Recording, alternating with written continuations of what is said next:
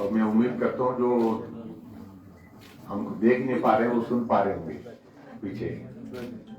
काफी देर से बैठे सर आप। हाँ जी, हाँ जी। देर से बैठे आपने। अच्छा, सुबह उठ गया आज इसका बदला नहीं। आज हमने यहाँ टेस्टिंग की कि भी कितना सुबह उठते हैं। सॉरी, मैं थोड़ा सा देर हो गया। मित्रों, आज की इस पत्रकार वार्ता में विशेष रूप से मैं आप सबका स्वागत करता हूं और एक विशेष जानकारी के रूप में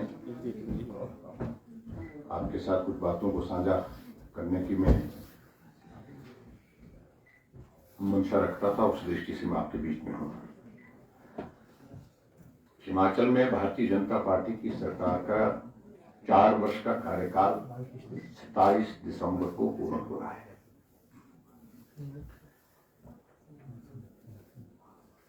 और इस 4 वर्ष के इस कार्यकाल में हमें प्रदेश की जनता की ओर से भी बहुत बड़ा सहयोग मिला और आप सब मित्रों की ओर से भी। उसके लिए मैं प्रदेश की जनता का भी आभार व्यक्त करता हूं और आप सबके सहयोग के लिए भी। कोविड की सिचुएशन एक ऐसी थी जिसकी कल्पना कभी की नहीं जा सकती थी, लेकिन उसके बावजूद इस कठिन और विकट परिस्थिति में भी हिमाचल प्रदेश में हमने विकास को गति देने की कोशिश की।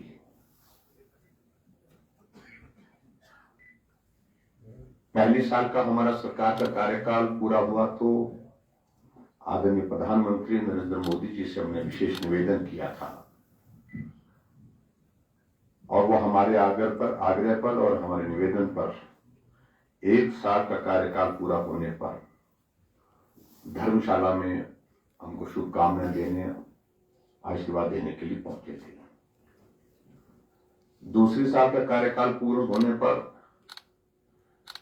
हमने उस आयोजन को शिमला में किया और जिस आयोजन में हमारे केंद्रीय गृह मंत्री और वर्तमान में भारतीय जनता पार्टी के हमारे प्रदेश के सम्मानीय अध्यक्ष जगत प्रकाश नड्डा जी शिमला आए थे और उस दौरान हमने जो ग्लोबल इन्वेस्टर मीट के माध्यम से जो MOU साइन किए थे उसके एक पोर्शन ग्राउंड ब्रेकिंग के लिए तैयार था, तो 13,600 करोड़ रुपए की हमने ग्राउंड ब्रेकिंग उस दौरान की थी। तीसरे साल का हमारे कार्यकाल पूरा होने पर हम कार्यक्रम का आयोजन नहीं कर पाए क्योंकि कोविड की सिचुएशन थी, तो इसलिए उस वक्त के उस कार्यक्रम को हमने स्थगित किया था। चौथे वर्ष के इस कार्यकाल में मुझे आप सबको ये बताते हुए प्रसन्नता है कि हमने आदरणीय प्रधानमंत्री नरेंद्र मोदी जी से आग्रह किया था, निवेदन किया था कि आप समय निकालें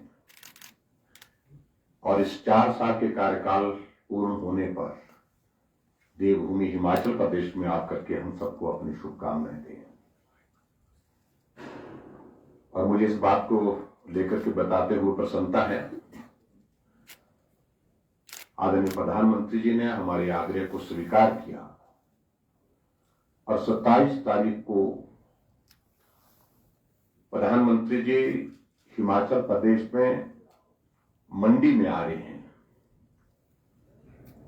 और मंडी में प्रदेश के विकास से संबंधित बहुत महत्वपूर्ण प्रोजेक्ट का उद्घाटन और शिलान्यास भी करेंगे। पिछले कल मुझे माननीय प्रधानमंत्री जी से मिलने का अवसर प्राप्त हुआ। हिमाचल प्रदेश में विकास के नए प्रोजेक्ट्स और उसके साथ साथ में जो हमारे केंद्र के समक्ष जो प्रोजेक्ट्स स्वीकृति हेतु लंबित हैं, उन सब के लिए हमने सहयोग मांगा है और उन्होंने मुझे आश्वस्त किया है कि जो भी संभव हो सकेगा वो करने की कोशिश होगी।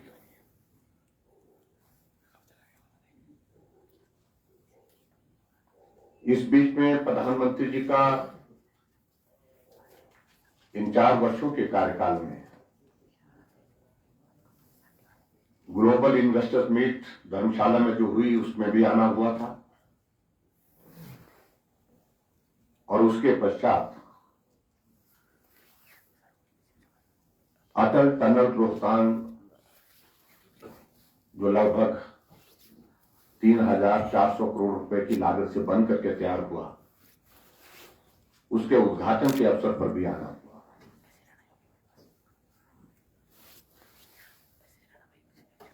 और इसी तरह से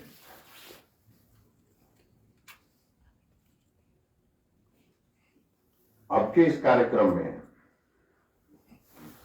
जो 27 तारीख जो मंडी में होने वाला है, इस कार्यक्रम में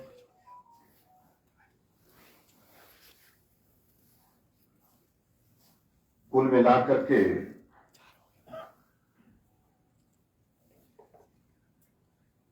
11,279 करोड़ रुपए की विभिन्न परियोजनाएं जिनका उद्घाटन और शिलान्यास किया जाएगा। अगर मैं कहूं, संभवतः हिमाचल के इतिहास में भी ये पहली बार इतने बड़े प्रोजेक्ट्स का एक समय पर एक स्थान पर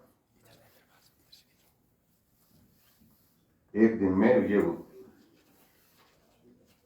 उद्घाटन और शिलान्यास के ये कार्यक्रम होंगे। उसका प्रमुख रूप से मैं जिक्र करना चाहूंगा 111 मेगावाट क्षमता की हमारी जो सावड़ा कुड्डू बिजली परियोजना है, जो लगभग 2,082 करोड़ की लागत से बनी है, इसका उद्घाटन करेंगे, समर्पित करेंगे प्रदेशवासियों के लिए। और इसी के साथ में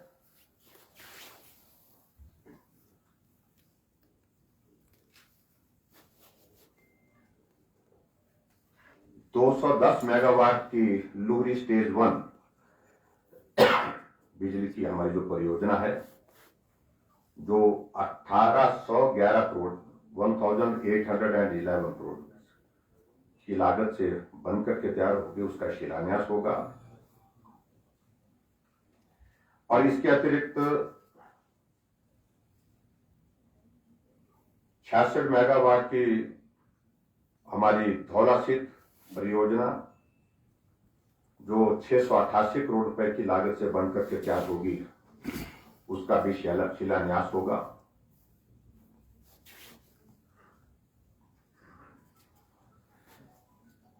और इसके अतिरिक्त गिरी नदी पर 148 मीटर ऊंचे रेणुका जी बांध का भी शिलान्यास होगा। और इसके लिए विशेष आग्रह के साथ मैं आदरणीय प्रधानमंत्री जी का आभार व्यक्त करना चाहूंगा कि इसकी एक क्लियरेंस जो सीसीए की जो रहती थी, हमने विशेष निवेदन किया उसके लिए कि उसकी क्लियरेंस आप करें। तो पिछली कैबिनेट जो अभी हाल ही में हुई है केंद्र में भारत सरकार की, उस कैबिनेट की बैठक में वो सीसीए के इसकी क्लियरेंस इसकी हुई है। और ये प्रोजेक्ट जो है 6,700 करोड़ की लागत से बन करके तैयार होगा। और इस बांध के बनने से दिल्ली, उत्तर प्रदेश, हरियाणा, राजस्थान, उत्तराखंड और हिमाचल प्रदेश सभी प्रदेशों का इसका जो है वो योगदान जाएगा। ये प्रमुख प्रोजेक्ट्स जो है वो हिमाचल प्रदेश में 27 तारीख के प्रधानमंत्री जी के आगमन पर हम पूरा करने वाले हैं। इसको इनका उद्घाटन और शिलान्यास करने वाले हैं। और यही मैं कहना चाहूंगा कि हिमाचल प्रदेश की जनता ने जो हमको सहयोग दिया है, समर्थन दिया है, और जो जनादेश दिया है 5 वर्ष के लिए,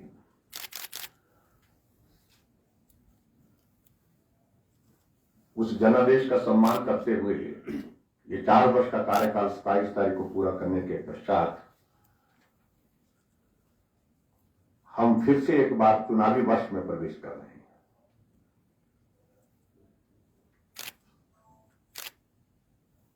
और हिमाचल प्रदेश की जनता के लिए जो अगले साल का जो हमारा जो चुनावी वर्ष का कार्यकाल, एक एक दिन जब तक भी हमको काम करने का अवसर मिलेगा चुनाव से पहले, वो हिमाचल प्रदेश की जनता के लिए समर्पण के भाव के साथ, सेवा के भाव के साथ हम करने की कोशिश करेंगे।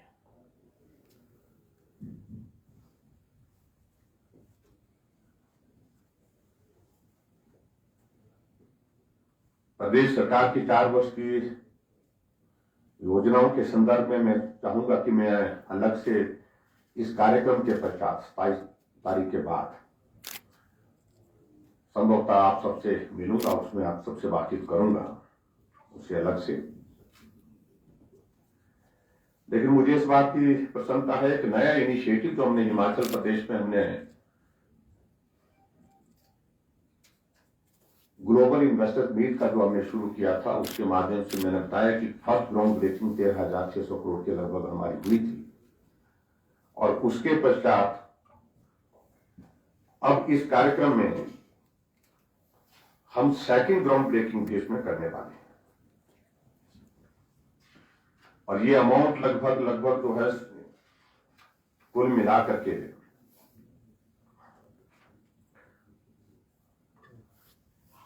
अगर हम इसको भी इसमें जोड़ें कि रेणुका डैम ये भी एक तरह का उसका ही एक हिस्सा मान सकते हैं, उस दृष्टि से है। लेकिन अगर इसको हम शामिल ना करें तो हम कोशिश कर रहे हैं 18 से 20,000 करोड़ रुपए की ग्राउंड ब्रेकिंग जो है वो इस दौरान हम करेंगे। अगर इसको हम मिलाते हैं तो ये लगभग 27,000 करोड़ रुपए लग जाएगा। तो कुल मिलाकर के ये 4 वर्ष प्रदेश की जनता के लिए सेवा के रूप में समर्पित रहे हैं। ऐसे मैंने बताया, कठिन परिस्थितियों के बावजूद भी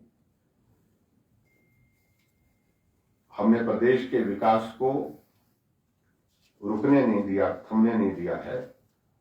आज अगर हम सभी विधानसभा क्षेत्र में अगर हम इस बात को देखें तो उसमें बहुत सारी चीजों को लेकर के हर विधानसभा क्षेत्र में 300 करोड़ 400 करोड़ के विभिन्न विकास कार्य जो है प्रगति पर चले हुए हैं। इस बीच में जो विशेष 1-2 चीजों का मैं जिक्र करना चाहूंगा, कोविड के मैनेजमेंट से संबंधित और चीजों का जिक्र हम पहले भी कर चुके हैं। लेकिन मुझे इस बात की भी प्रसन्नता है कि हिमाचल प्रदेश में वैक्सीन अभियान में हम पूरे देश भर में पहली डोज में भी और सेकंड डोज में, दूसरी डोज में भी अव्वल रहे हैं, प्रथम स्थान पर रहे हैं, जिसके लिए मैं हिमाचल प्रदेश की जनता का भी धन्यवाद करता हूं। और उसके साथ साथ में हिमाचल प्रदेश में जो भी इस कोविड वैक्सीनेशन के दौरान जितने भी हमारे मेडिकल डिपार्टमेंट के सब कर्मचारी, चाहे वो डॉक्टर्स हैं, पैरामेडिकल स्टाफ है, नर्सिस हैं, आशा वर्कर्स हैं, आंगनबाड़ी वर्कर्स हैं, सब लोगों का जिनका भी सहयोग रहा उनका भी मैं धन्यवाद करता हूं। और मैं इस बात को भी जरूर कहना चाहूंगा, जो हमारे सतत विकास लक्ष्य है एसडीजी के, जो हमारे जो सूचकांक का हम अगर जिक्र करें 2020-21 में हम पूरे देश भर में दूसरे स्थान पर रहे हैं। ये भी एक थोड़ा मैं कह सकता हूं कि उस दृष्टि से सम्मानजनक स्थिति हमारे लिए हिमाचल प्रदेश के सभी वासियों के लिए है। और उसी तरह से जो नीति आयोग द्वारा जारी सतत विकास लक्ष्यों को, जो एसडीजी के शहरी सूचकांक की अगर मैं बात कहूं, और उसमें 2021-22 में शिमला पूरे देश भर में पहले स्थान पर रहा है।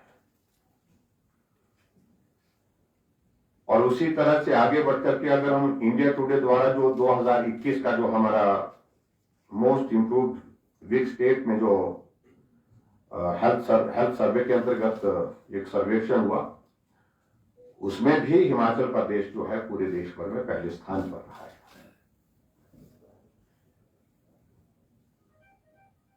State of the states award 2020 में भी स्वास्थ्य क्षेत्र में बेहतरीन प्रदर्शन की दृष्टि से बड़े राज्यों की श्रेणी में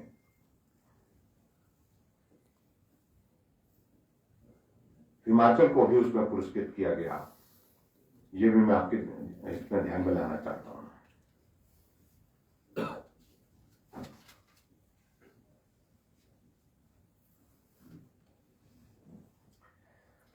तो बहुत सारी चीजों को लेकर के अगर मैं उन सारी चीजों को लेकर के डिपार्टमेंट वाइज अगर मैं चीजों की वो बात कहूं, मुझे लगेगा उसमें बहुत ज्यादा वक्त लगेगा। उन सारी चीजों को मैंने कहा कि हम उसके बाद 27 तारीख के बाद एक दिन और से और हम निर्धारित कर लेंगे, उस वक्त हम इन सब बातों को लेकर के करेंगे। और पिछले कल हमने जो हमारा पे कमीशन का जो मसला था उसको हमने कैबिनेट में अप्रूवल दे दी है और 1 जनवरी 2016 से जो है संशोधित वेतनमान जो है वो दिए जाएंगे। और उसमें मुझे सिर्फ इतना ही कहना है कि कुल मिलाकर के सरकार के हमारे इस निर्णय से जो है वो 4000 करोड़ रुपए का जो लाभ जो है वो कर्मचारियों की उस दृष्टि से उसमें हासिल होगा। और ये भी मैं जानकारी के रूप में बताना चाहता हूँ कि एरियर की अगर बात करते हैं तो एरियर की भी हम पहले जो है वो 5000 करोड़ रुपीस की पहले ही हम देनदारियों को क्लियर कर चुके हैं। और एनपीएस के कुछ इश्यूज थे जो 2009 की नोटिफिकेशन के हिसाब से, उसके लिए भी हमने निर्णय लिया है, उसमें कोई डिटेल में जाने की आवश्यकता नहीं, वो हमने कर दिया है। और इसके कारण लगभग 260 करोड़ रुपए का लाभ कर्मचारियों को हुआ है। और नए वेतनमान में कर्मचारियों को 28% दिए जाएंगे। ये भी हमने पिछले कल की कैबिनेट में निर्णय किया है। तो मोटे तौर पर कुछ बातों को लेकर के मुझे जो आपके साथ साझा करनी थी, विशेष तौर से प्रधानमंत्री जी का हिमाचल का प्रवास, और हम इस बात को भी सुनिश्चित कर रहे हैं कि इसके अतिरिक्त जो है आने वाले समय में भी बहुत जल्दी 3 महीने 4 महीने के अंदर फिर से हिमाचल प्रदेश में प्रधानमंत्री जी का आना होगा, जिसमें बिलासपुर एम्स का इनॉग्रेशन, इसके सिलसिले में भी बातचीत की है। और इसके अतिरिक्त और भी कुछ हमारे प्रोजेक्ट्स हैं, 4 लेन के हैं, नेशनल हाईवेज के हैं, उन सारी चीजों को लेकर के भी प्रधानमंत्री जी के कार्यक्रम हम प्लान कर रहे हैं। तो हम अगले साल इनके प्रधानमंत्री जी के हिमाचल प्रदेश में संभवतः जो हमने आग्रह किया है विशेष तौर से, और इसमें मुझे पूरा भरोसा है वो निश्चित रूप से वो मैं निकाल करके आएंगे भी। और हिमाचल के साथ प्रधानमंत्री जी का विशेष लगाव है, विशेष प्यार है, इसका हमेशा वो जिक्र करते हैं। तो इस प्रकार से आने वाले समय में विधानसभा के चुनाव से पहले हिमाचल प्रदेश में प्रधानमंत्री जी के अलग अलग कार्यक्रम हम बनाने के प्रस्ताव जो है वो रखते रहेंगे। तो मित्रों, मुझे आज की बात में सिर्फ इतना ही कहना था। मैं विशेष तौर से प्रधानमंत्री जी के आगमन पर आपके साथ साझा करना चाह रहा था, क्योंकि इसके बाद आज से मुझे मंडी की उस रैली के सिलसिले में वहाँ उस कार्यक्रम में थोड़ी व्यस्तता रहेगी। तो मैंने इसलिए सोचा, क्योंकि कल सोचा था मैंने पहले कि भी पिछले कल करूँगा, लेकिन दिल्ली से आने के बाद कैबिनेट की बैठक लंबी चली, उस कारण से संभव नहीं हो सका। पिछले कल शाम का सोचा था, उसमें हम काफ़ी देर हो गया। तो फिर हमने आप लोगों को आज सुबह के लिए कष्ट दिया। तो मैं आप सबका धन्यवाद करता हूँ, आप सब आए हैं। और मैं आप सबसे इस बात के लिए भी निवेदन करना चाहूँगा कि आप मंडी की उस रैली में शामिल हैं।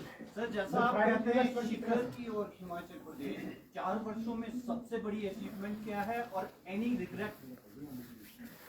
देखिए,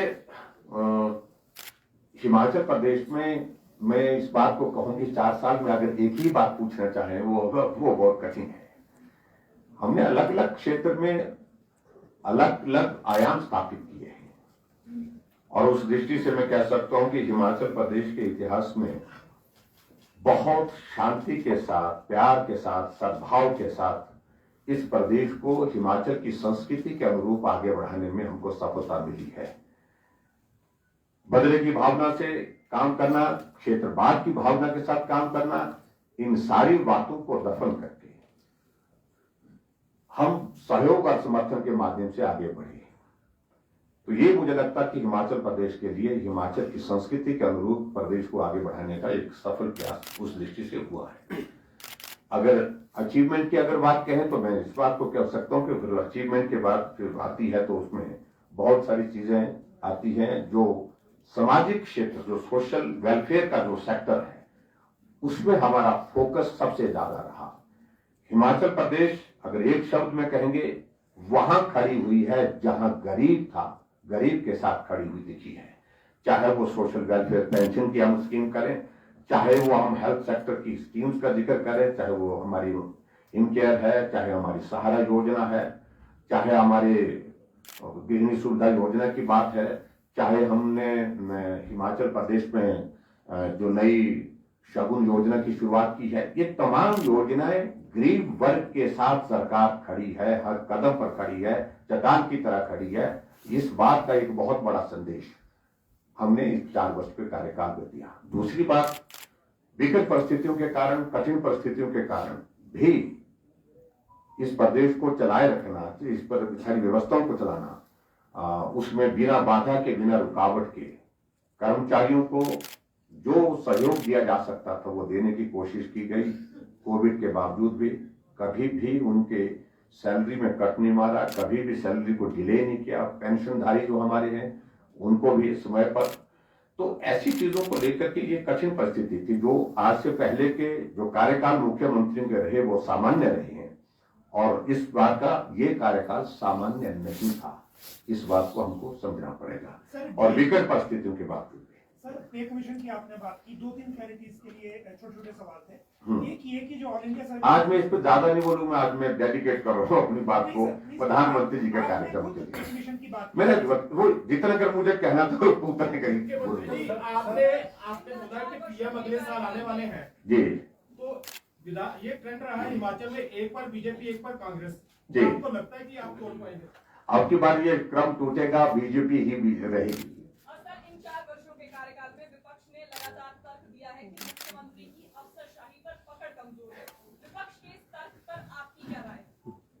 ऐसा है कि जिनको वो बहुत मजबूत मानते थे अफसरशाही पर, क्या वो सरकार को रिपीट कर पाए? चाहे वो पूर्व में है, जिसका भी जिक्र मैं नाम का जिक्र नहीं करना चाहता हूं, हमेशा ये सरकार में हमेशा रहते थे। वीरभद्र सिंह जी थे, उनके दौरान भी यही होता था। मालूम नहीं होता है फाइल पे कौन साइन करके गया, क्या साइन कर आके गए, ऐसे बोलते थे। आप ही मुझे यहाँ यही पूछते थे, यहीं से ही जो आप प्रश्न आते थे इस तरह के। तो इसलिए इन बातों को लेकर के मैंने कहा कि हमने सबको प्यार से काम लेने की कोशिश की है। हाँ, अगर इस भाषा को कोई नहीं समझता है तो उसका पश्चाताप निश्चित रूप से उनको होगा किसी न किसी दौर। सर, 3 महीने पहले आपने मीडिया में एक बड़ी बात कही थी कि हम प्रदेश की जनता की रूह में उतरे हैं। उसके बाद उपचुनाव हुए, जिस तरह से हार हुई, विधानसभा का भी शीतकालीन सत्र हुआ, प्रतिदिन जिस तरह के आंदोलन देखने को मिले, क्या कहेंगे, क्या वो जनता से रूह जो है वो कहीं दूर तो नहीं हो रही है?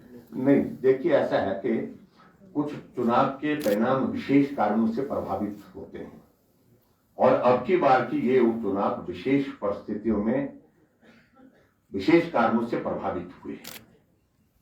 ये सहानुभूति और सहानुभूति के साथ साथ में वोट नहीं, क्या बोला तुमने, श्रद्धांजलि चाहिए। ऐसे श्रद्धांजलि के नाम पर ये वोट हुआ, और हिमाचल के लोग देव तुल्य हैं और वो बहुत भावुक होते हैं कुछ इश्यूज को लेकर के। इन चीजों का असर हुआ, और उस असर के मुताबिक परिणाम उनके पक्ष में मामूली अंतर से गया है। लेकिन मैं ये जरूर कहना चाहता हूं, ये सहानुभूति सदैव बनी रहेगी। हर बार श्रद्धांजलि के नाम पर वोट होंगे ऐसा नहीं होगा।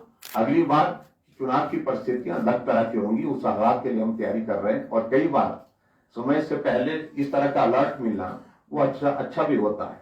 और मैं यही कहूंगा, इस चुनाव की ये जो हार है यही जीत का कारण बनेगी आने वाले समय में 2012 के चुनाव में।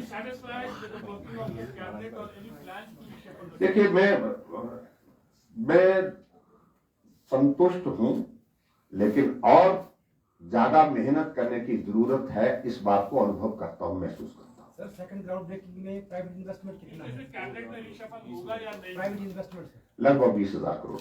प्राइवेट कैबिनेट में रिशफल होगा या नहीं होगा सर? इन सारी बातों को लेकर के वो जब दौर आएगा तब आप लोगों को यहीं बुला करके बात करेंगे। मुख्यमंत्री महोदय, जब आप दिल्ली से आते हैं तो फुल चार्ज होके आते हैं। जब जाते हैं तो आप लोग पूरा डिस्चार्ज करने की कोशिश करते हैं। मेरा क्वेश्चन ये है, बुला दिया गया, हमें दिल्ली जाना इतना ये हो गया है कि ऐसा लगता है हम दिल्ली जाते हैं तो पत्रकार बोलते हैं कि आपके यहाँ पर ये चला दिया, वो चला दिया है, पर ये पिछले 4 सालों से चलता आ रहा है और जयराम चलता जा रहा है। आप भी चलाए जा रहे हैं और हम भी चलाए जा रहे हैं। तो इसलिए मैं आपको दोष देना चाहता हूँ, आपका मतलब मित्रों को, अपने सब साथियों को, तो किसी को दोष नहीं है। आपकी भावनाओं का हम सम्मान करते हैं, लेकिन भावनाएं कई बार जो है वो हमलीजामा नहीं, उस पर हमलीजामा नहीं हो पाएगा इन भावनाओं पर, मुझे लगता है। शास्त्रीय परीक्षा को 1 साल हो चुका है सर। देखिए अभी आज देखिए, थैंक यू वेरी मच, आप सबका बहुत धन्यवाद। आज के पत्रकार वार्ता में इतनी मुझे कहना था। Thank you very much.